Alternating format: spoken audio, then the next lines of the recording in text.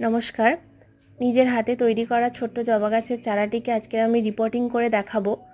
প্রথমে একটা ছোট টবে একটা খোলামকুচি দিয়ে দিলাম, তার উপর কিছু নুড়ি পাথর দিয়ে দিলাম। এবার আমি মাটি তৈরি করেছি 50% গার্ডেন সয়েল, 25% কোকোপিট আর 25% ভার্মি কম্পোস্ট আর 1 চামচ ফাঙ্গিসাইড। এটা আমি সাফ ফাঙ্গিসাইড নিয়েছি।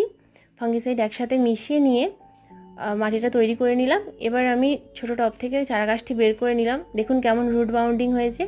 এরকম রুট বাউন্ডিং হলেই আপনারা গাছটিকে রিপোর্টিং করে দেবেন, তাহলে গাছটি বাড়তে সুবিধা হবে।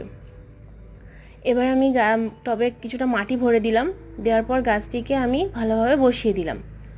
উপর থেকে কিছুটা মাটি দিয়ে দিলাম, দিয়ে ভালো করে চেপে চেপে গাছটিকে বসিয়ে দিতে হবে, যাতে ভেতরে কোনো এয়ার বাবলস না থেকে যায়। এরপর আমি গাছটাতে ভরপুর পরিমাণে জল দিয়ে দিলাম।